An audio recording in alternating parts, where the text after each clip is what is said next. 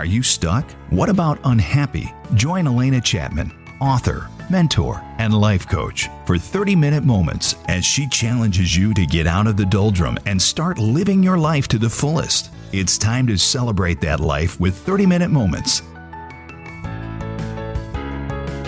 Welcome to 30-Minute Moments. I'm your host, Alena Chapman, and as you know, we're all about that ease and betterment in your life. And I wanted to just let you know, guess what? We're giving a fantastic gift, a free gift away, I should say, free. And this gift is a workshop on Thursday evenings from 7 o'clock to about 8:30. That's it. And it's from Soul Manifesto. And you know that that's my whole thing about really finding out those wonderful, starting to listen to that divine essence inside of you, to start living by it, to understand its gifts. So what we've got going on this wonderful workshop is, it's called Start Living Your Soul Manifesto. Very cool. And it's an hour and a half, and you will dust off those dreams you thought you were never going to even look at. And you will start knowing, I don't know, you'll start just stepping out no matter how big or how small it is, but it's something that is urging you, that's just inside you that you want to do, but you've never done. And in an hour and a half, I will have you doing that. So if you're interested in this and want to get going on it, then go to your phone, text 66866. 66866. I love it. It's so repetitive, you can't forget it. And then put Alena. Then it'll ask for your email, and then we'll send you all the information about this. Very cool. Easy. I love ease and betterment. And now let's talk about today's show, because I'm excited about this one too. You know, we get such fantastic guests on this show, I have to say. But this woman, I want to call her a Renaissance woman. And we don't talk about people like that. But this woman, when I tell you the bio, listen carefully to how it evolves, how everything she did in her life led her to something new, like an adventure. If we only thought of our life as an adventure. Her name is Itika Oldwine. And she's an alum of the University of California, Los Angeles. But when she got her degree, the first thing she started doing, this is right off the bat, she landed an internship at the Oprah Winfrey Show. Okay, and we all know Oprah. But did that say, I'm all set? That's all I'm going to do? No. As she was there, they discovered her talent, loved her, and the Oprah Winfrey Show asked Itika to join their production team through their final season in 2011. They loved her. All right, so is that enough? She's working with Oprah. Isn't that everything? No. While in Chicago, Itika signed with the Chicago division of the Ford Modeling Agency. Can you believe that? Where she landed multiple modeling campaigns. And then, if that wasn't enough, Itika also worked as a brand influencer for the Hennessy Black launch from 2010 to 2012. And then in 2012, she returned to Los Angeles and pursued a career in marketing at AEG, where she produced over 100 plus events at LA Live for the Grammys, ESPY, and MTV Movie and Music Awards, BET Experience, and red carpet events for countless film premieres. And all right, and then her life goes on. In 2014, Itika joined the Eric Butterbaugh, I hope I pronounced that correctly. Itika, you'll have to correct me when it's time. Design group at the Four Seasons in Beverly Hills, where she unleashed her passion for floral creations. Isn't that cool? And with this, she started working with clients from Four Seasons Cartier, Ferragamo, Dior, Louis Vuitton. Oh my gosh, tons. She worked for Jay-Z and Beyonce. I mean, Wolfgang Puck. I mean, the list goes on and on. This inspired her to launch her very own floral company. And after she spent the time with the design company she was working for, she launched Old Vine Florals. And now she is making her own incredible way with her own business.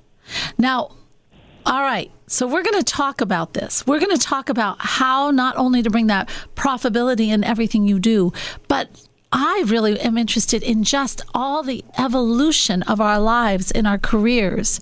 And with that, Aitika Oldvine, I really want to bring you on and explore this a little bit more. You are an incredible, incredible woman. Oh, thank you. Thank you. That was very lovely listening and going down memory road like that. Like, oh, wow. Yeah, I do remember that. Yeah, I remember doing all that. That is incredible. So I'm going to ask this first question. So here you are, and this is going back in memory a little bit, but I want the listeners to hear a little bit about your thinking process, because you are a person who just is always thinking a little bit outside the box. When you were working on the production team of Oprah's show, most people would be just satisfied with that. Oh, I'm on Oprah's show. But you went out to the Ford modeling agency and gave that a shot too. Why? Can you remember what was going on that you thought, I'm going to do that also? So interesting. I totally remember like it was yesterday. I think for me, and I think at the age I was at that time, I was in my 20s, I wasn't satisfied, if you will. I knew that there was a big part of me that still was a little, I hate to say that because it's like, oh my God, you work for Oprah, but there was definitely part of me that was still not completely fulfilled. And I just thought, it might be fun to, try to get out there and try to do some modeling, because I had a few friends who were in the business, and they said, oh, you could do it on the side, and it won't really affect, like, your day job. And I was lucky enough to be accepted by, that huge modeling agency like Ford. And yes. I just would go on auditions every now and again, and I'd book a few jobs. It was kind of fun, being on set and getting your makeup done and meeting, meeting people in a different circle, and, just taking different paths than maybe the people that I would meet along my path, just staying at the Oprah show and at Harpo the entire time I was in Chicago. That's amazing. Yeah. That's amazing. So now, you went through you did a lot of things, but then you ended up in doing floral designs, and I would love to see your floral designs. And if I come out to Los Angeles, I am going to find you, because I want to see. I love floral designs too. I haven't made a career in it, but I do love flowers. So I love to see the different designs. But with this, it was a long way around, but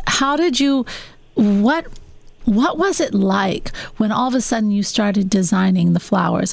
How did all of a sudden, did you just think, okay, this is it. This is what I love waking up every morning. I love doing this. Is this, what rose in you? You know what? I think it was definitely a shift out of like more corporate America and working, in your cubicle and going to meetings and making sure that the email was sent on time. You know what I mean? I think it went from that kind of experience to something a little less, there's a little less like that corporate structure I think I needed to get out of. And I didn't necessarily know that, but the universe kind of pushed me out, which was good, and pushed me into this other direction. And so once I started working with flowers and working with the clients and working with other floral designers, it felt much, in a lot of ways, safer. Like I felt safer doing that. I felt like my spirit and my mental state was better. I was in a better place. I didn't feel the pressure of kind of the corporate side. And so I don't know if I'm answering your question. No, it's beautiful. It's beautiful. It's kind of like, well, when you say safer, I always think of home. It's kind of like coming home, Is that a good term? I don't want to put words in your mouth. Yeah. No. I think so. Yeah. Isn't that so. And that's how it feels when you're doing what you truly love. I mean, that's how it feels. It's like coming home. I love this. But it also takes courage. Because you went from, the emails and all that stuff, that corporate world, and doing fantastic productions everywhere, but it's a stable paycheck, too. Exactly. It is, but you know what? And it's so interesting. It's stable, but I also started feeling like I was kind of plateauing in my income bracket or in the money that I was making in my field. And, as a marketer, it didn't feel like, you always kind of, especially someone that like me who went to UCLA and then I went to get my master's from University of Chicago, and you have this idea that you're going to climb the corporate ladder and be a VP and make six figures and, be able to buy a home. And being in California, it's very different because, the cost of living is so expensive. There are a lot of, job opportunities here, but they may not pay the same. And so it became a thing where I was like, I'm not really, I'm making good money, but I'm not, I'm not giving up this crazy salary or, I didn't feel like that. And I had the luxury of being single with no children. And so it was I'll be able to kind of figure out how to pay my rent and put food on my table. So it didn't feel as risky, I have to say. Right. And maybe others, would have looked at the salary that I made and say, I wouldn't, I would think twice before I stopped, making that type of money. But it didn't feel like that. It felt very, it's okay, I can afford to go to brunch and go on vacation and, you can still do that things. stuff. But Yeah, but I'm I think I'll still figure out how to do that. Maybe, first 6 months to a year, I have to really, buckle down. Buckle down a little. I had faith that I would be okay. Oh, we've got to talk about that. You are listening to 30-Minute Moments, and I'm your host, Alena Chapman, and we are talking to Itika Olwin, and we are going to continue on this beautiful path of faith. You're listening to 30-Minute Moments with Alena Chapman, helping you discover your true purpose on WOWO and at WOWO.com.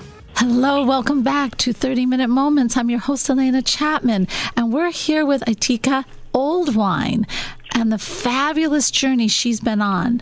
Now, Itika, we were just talking about faith, and you mentioned that little word there as you are going from the corporate world into an entrepreneurism, and it was the faith and what was the faith that you had? I would have to say that if I took that leap, that there would definitely be a safety net. Yeah. If anything were to happen that maybe I was not expecting, and I really wasn't. I didn't know what to expect, so I needed a really wide safety net. But I definitely had to have that type of faith, and I think that for some people it's hard to kind of grasp that idea. I understand. It's very interesting because I have always had that faith that no matter what, I'm going to always land on my feet. Yeah. So it's and then it's also experience. So I feel like if I look back at my life and I looked at all of the things that I accomplished and all of the times that I really had blind faith, but maybe it didn't feel like it because it was obviously this is going to happen. Obviously I'm going to go to UCLA, or of course I'm going to get this internship. It's you kind of trick yourself into not even questioning the process or what's going to happen next, but you really are just also using that faith. It's just maybe thinkless, you're not even recognizing that you're doing it. I see. Yeah, that's true. You always do. You have to have that faith. I think that, one thing I've learned, it's that it's knowing and doing. I think that's the thing that really gets people. If you know, just imagine if you have that wonderful feeling that you could do it, but you don't have the doing, that causes depression. But if you are doing, but you don't have that inner knowing, then you end up chasing your tail and you get discouraged. So it's that combination of doing and knowing. It's stepping forward, just knowing that it's going to be all right, and knowing that if it doesn't work out, it's going to change into something else. Who doesn't land on their feet? You are going to land. That where else are you going to land? You have to go on living. So exactly, if you think that way, you will. It'll evolve. It'll change, or something will happen, but you will be okay. And I think we put so much emphasis on, oh my God, you're taking a leap out. But it's more like you're just stepping out, trying it. That's what you're doing. And when you leave your home every morning, you're taking a leap of faith. Like you're having faith that your car is going to start, or that the traffic is going to be smooth, or that no one's going to call in sick, or that your lunch is going to be delicious and affordable. Like everything that you're doing, you're trusting that these things are going to happen. But because, like I think, I was saying earlier, like in my own life, like obviously I'm going to go to college, and of course I'm going to, get this job. I wasn't that, I wasn't that fearful. So right. Other people are using that same, confidence and lack of fear in their everyday lives, and they may not acknowledge it. And maybe if you do acknowledge that, then you can make bigger steps or other steps that you might not exactly to do. Exactly. That's I like that analogy. And it's true. We do trust when we step out that door that everything's going to go the way we plan it. And how often does that really happen? Exactly. And do we handle it with just ease? Yes, most of the time we do. So it's so interesting that we apply so much. Now, you do ask, I want to ask you one thing, how do you keep yourself motivated when being an entrepreneur can be one of the most stressful things in the world, just because there's so many things to handle. And I didn't say that. That was some research I remember reading. and they think that being an entrepreneur is just like you work so many hours a week, things don't always. How do you keep your motivation during those hard times? You know what? There's one of my favorite quotes is, I don't know who said it, but they say, work like an event, be like an event planner and work with the end in mind. And I do that every day. Like every day I think about, okay, what do I have to have done by the end of the day? And what are the steps to get that thing done? And almost 100% of the time that thing gets done. It might not be exactly how I planned on getting it done. Like there might be some hiccups along the way, but at the end of the day, whatever needed to be done, whether it was a large floral installation or conference calls or a radio interview. You kind of do the things that you need to do in order to get that thing done. And it has, it's been kind of like, it's flawless. Yeah, it really is. It might not be, there, like I said, there might be like, oh, that happened and that happened. But at the end of the day, when I look back, oh, I got it done. And I think that's what keeps me motivated. I think back on every single event that I've done, every wedding that I've done, every time I've had to hire somebody or bring someone onto the team or train a new designer, and it's all sent to work out. Like I don't have any real horror stories. I have like interesting stories like, oh my God, let me tell you what happened last Valentine's Day. But Valentine's Day still went off without a hitch. So I think it's just kind of my motivation is reinforced by my positive experience. You take the goal. I do that kind of the same thing. I need to do that. I just don't know how else to live, actually. I used to start the day my week. I start my week with 3 impossible things. What are 3 impossible things I want to do? And I keep that in mind. I'll take one for 1 week or one for 1 day, whatever, and then I work towards it. And it's not like a pressure thing. It's just taking the steps. Yep, just taking the steps. That's it. Oh. And then once you start one step, then you have to follow with another, and then another, because you're like, oh my God, I'm getting closer. Yeah, that's exactly right. You are listening to 30-Minute Moments, and I'm your host, Alena Chapman, and we're with Itika Oldwine, and come right back for the favorite part. This is 30-Minute Moments with Alena Chapman, helping you find your inner self every Sunday on WOWO and at WOWO.com. This is 30-Minute Moments, and it is time for the shift. And we're going to just, delve into the story of the aha moment, the pivotal time. Itika, do you have a story you can share with us? I'm sure I do. Okay, so tell me more about what this aha moment is. Just define it a little bit for me, so Sure. I can go totally off. No. An aha moment is something in your life that was a little turning point or a definite thing that went, oh my gosh, I didn't realize that, and that's going to change everything. That kind of feeling. Gosh, I feel like, I'm sure that they happen every day. Oh, it is. It's funny. People are funny about aha moments. I was once at a dinner party, and this is true. Listening to these aha moments. I asked at a dinner party, how many have had aha moments? I do these little surveys in my free time, and one guy said to me, "Oh, I have them all the time," and he goes, and it's one in particular. Now, there's a message there. When I said, well, how come you don't act on it? He goes, I don't know. And I thought, that's why you keep getting the same aha moment. It keeps the universe is going knock, knock, knock. And this guy's saying, nope, sorry, no one's home. Yeah. How many times do we do that? I know. Yeah. And I guess the story comes to mind. So I guess I'm stuck. I'm like, is this an aha moment, or is this just like something that happened? But a story does come to mind. So okay. I was looking for new designers, because one thing about being in the floral business that is something that maybe people, and I'm not sure how many people think about working with flowers, but one thing that people, and including myself, I've talked to other, floral shop owners about this, take for granted, is talented florists. Say that again?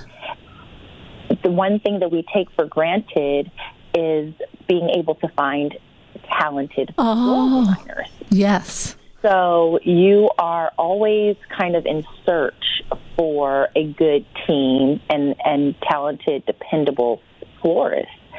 And so when I started my business, I was working as like the only designer, and then I would bring in, freelancers from time to time. And then, because I wasn't using them as often as other people, they wouldn't be as available. Right. So I had to train my fiance. Oh, you did? Oh, wow. Yes. How'd he do? Excellent. He is the most talented floral designer that I work with. Oh, how beautiful. I have to say. And it just happened one day. He was like working with flowers in our house or something, and I'm like, oh, that's not bad. And then I was like, oh my God, I need help with this. And then he's like, I can do it. And I'm like, are you sure? And he's like, yeah. And I'm like, oh my God, okay. Go, just try. Cool? And so I think if I can use that as the moment, it's just kind of realizing, especially as an entrepreneur, that if you need help, it could really be like somebody under your own roof. Yeah. And it's recognizing. I mean, you learned a cool lesson. How many times do we not open our eyes to the people around us and their gifts? I mean, we get so caught up in our own world. He loves it. And he loves it. He's become, like, he created an Instagram account called Flower Bay LA. So he's branded himself as a florist now. Oh, how fantastic. Posts about it. His son is involved. So it's become like a total family business. And it was all because, I was short on designers and was desperate. Yeah. It really was, just taking the time to really just try to unlock hidden talents that might, people right under your nose, right in your own home, your loved ones. Isn't that cool? That's very cool. That's a nice story. That's a really nice story. I love it because... was that an aha moment? That's an aha moment. Oh my gosh, it is. And I'll tell you what, I love it because we get caught up in our own world and our own struggles. How many times do we close our eyes? We don't see the people around us and what I want to put out a challenge to everyone out there. This week in your betterment and ease, start looking at the people around you.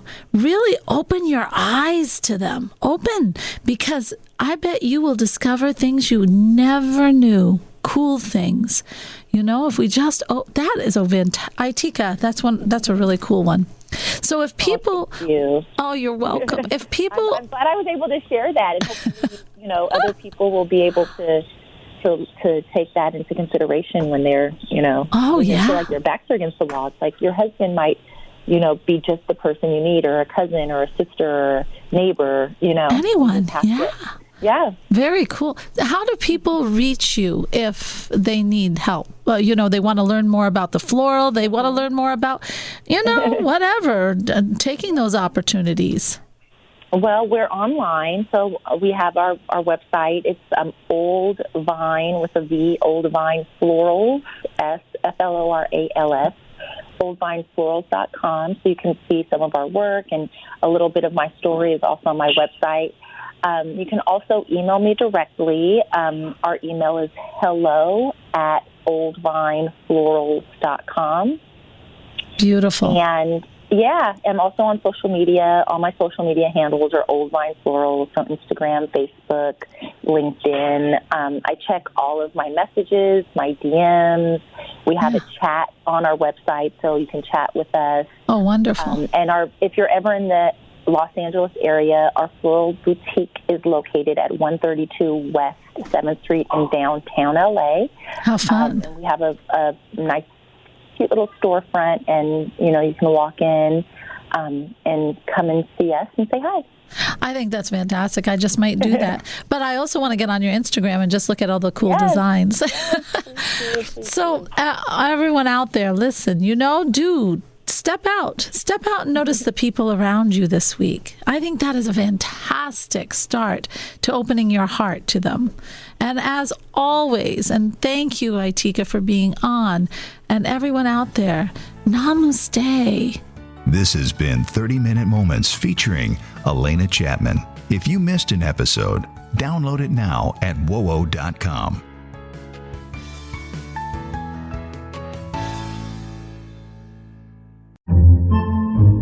Podcasts by Federated Media.